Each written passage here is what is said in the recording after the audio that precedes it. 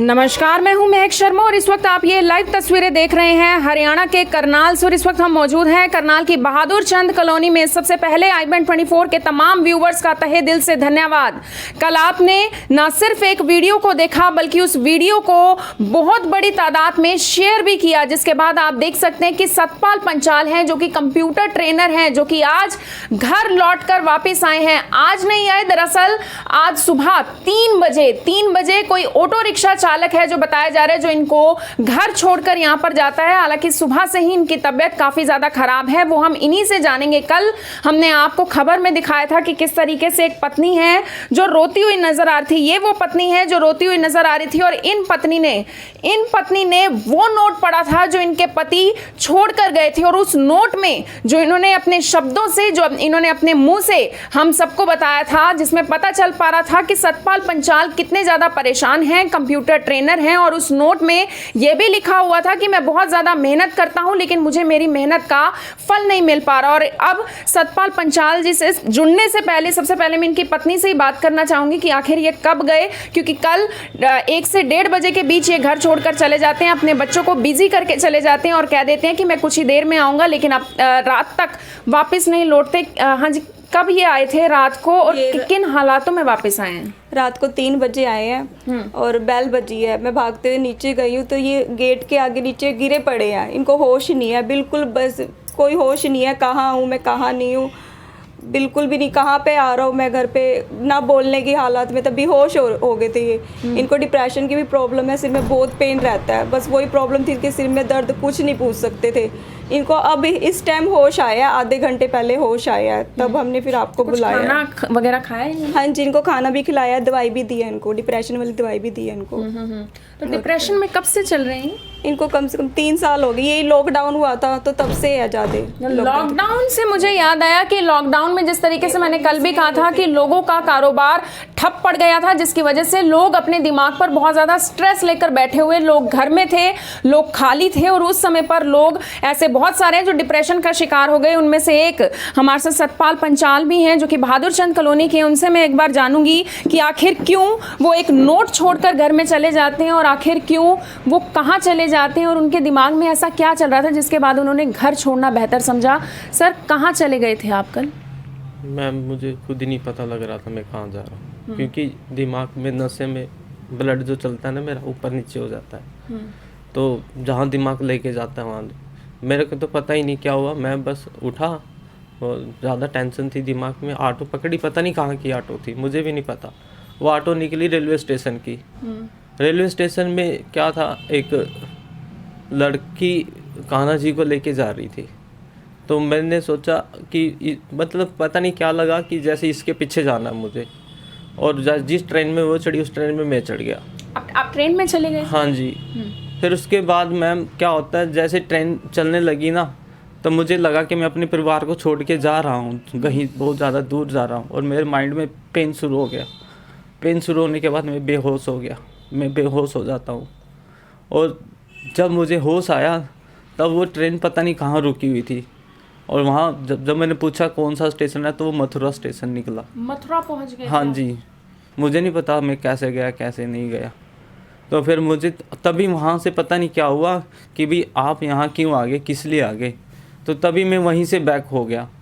हालत मेरी बहुत ख़राब थी। वहाँ पर एक आदमी को बोला मैंने, जो कुली होता है, कि भाई साहब मैं ऐसे ऐसे करके आया हूँ, मुझे प्रॉब्लम है माइंड में, मेरे को ट्रेन में बिठा दो। उसने मुझे एक ट्रेन में बिठा दिया। वो करनाल की थी? नहीं, वो दिल्ली की थी। वो दिल्ली की थी। तो फिर मैं पता नहीं कौन से स्टेशन पे उतरा। मैं वहाँ पर बेहोश होके गिर गया दोबारा से। फिर 2-4 आदमी आए, उन्होंने देखा भी क्या प्रॉब्लम है, कोई पानी पीना कुछ। मैंने कहा नहीं, मैंने कुछ नहीं पीना, मुझे अपने घर जाना है। तो उन्होंने पूछा कहाँ का है, मैंने कहा करनाल का हूँ। कह रहा भाई करनाल की तो कोई ट्रेन नहीं है। उन्होंने फिर एक रिक्शा कराई, एक आदमी साथ में गया और उन्होंने मुझे बस स्टैंड पे छोड़ा। बस स्टैंड से फिर उन्होंने एक बस में बिठाया। फिर बस वाले को कहा कि भाई इसको ना वहाँ उतार दियो करनाल में। ठीक है। बस में भी मैं कैसे आया मुझे नहीं पता, क्योंकि पेन ज़्यादा हो रहा था, गिर जाता था। बस में के अंदर 2-4 लोग थे, वो कोई पकड़ रहा था मुझे। फिर जैसे ही करनाल आया, करनाल उतर के कितने बजे उतरे आप रात को? पता नहीं मैम, मुझे टाइम का नहीं पता। अंधेरा हो चुका था? हाँ काफ़ी था। तो वहाँ पर देखा कोई नहीं है, तो उन्होंने कहा बस वाले ने, भाई देखो यहीं बैठ जाओ, कोई ऑटो आएगा उसमें बैठ के चले जाना। तो इतना तो मुझे पता लग गया था कि मैं करनाल में आ चुका हूँ।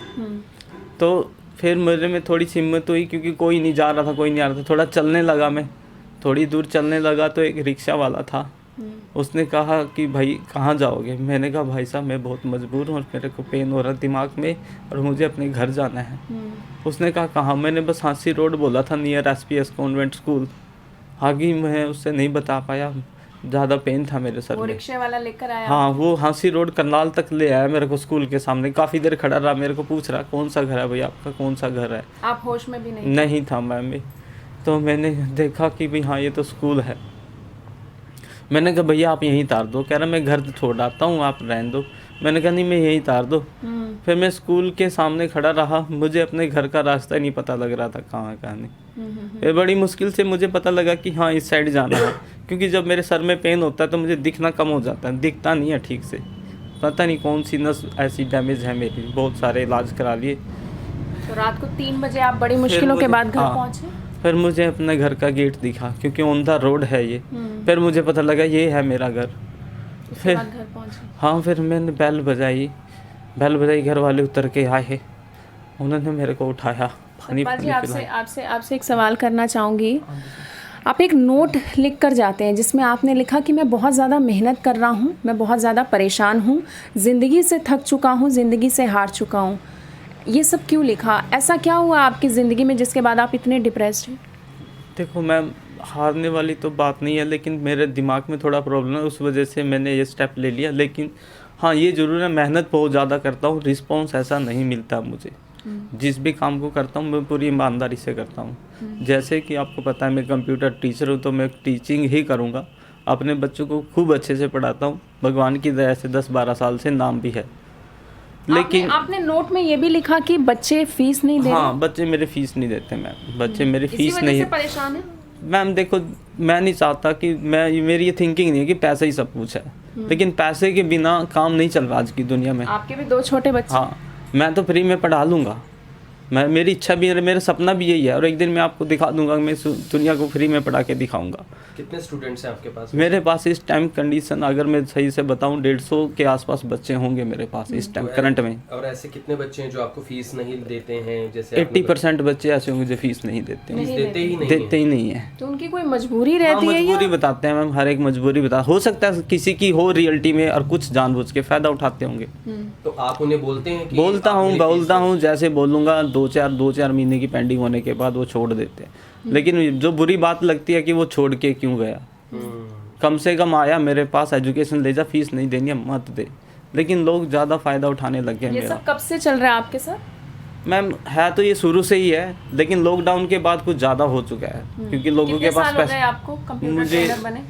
मुझे 10-11 साल हो गए। 10-11 साल से आप ये काम कर तो ऐसा नहीं लगता जैसे जो आपका लोगों के साथ जो व्यवहार है उसको लेकर जो है लोग आपको फीस नहीं देते हैं, उनको लगता है कि नहीं यहाँ पर 1-2 महीने हमने निकाल लिए, सर तो ऐसे अच्छे हैं और कोई बात नहीं, हम तो ऐसे नहीं, वो मुझे नहीं पता, लेकिन जिससे भी जो मैं पढ़ाता हूँ, जैसे ही पढ़ाता हूँ, वो बच्चों से ही पता लगता है कि मैं अच्छा पढ़ा रहा हूँ, बुरा पढ़ा रहा हूँ। आपके भी परिवार है, जिम्मेदारी तो आपके ऊपर भी है, लेकिन बच्चे बहुत अच्छा रिस्पॉन्स देते हैं पढ़ाई के मामले में। तो मैं सिर्फ पढ़ाई पे जोर डालता हूँ, मैं पैसों पे जोर नहीं डालता हूँ।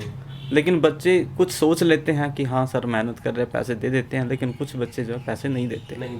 तो उन तमाम बच्चों के पेरेंट्स को ये मैसेज ज़रूर जाता है, क्योंकि बच्चों ने फ़ीस नहीं पे करनी होती। जब बच्चे छोटे होते हैं उनके माँ बाप ही उनकी फ़ीस पे करते हैं, और ऐसे किसी भी टीचर के साथ नहीं करना चाहिए जो अपने परिवार का पेट पाल रहा हो। इनके भी ये देखिए आप 2 छोटे छोटे मासूम बच्चे हैं, इन्होंने आगे इनकी भी फ़ीस भरनी होगी, इनकी भी स्कूल फ़ीस जाती होगी, ट्यूशन फ़ीस जाती होगी।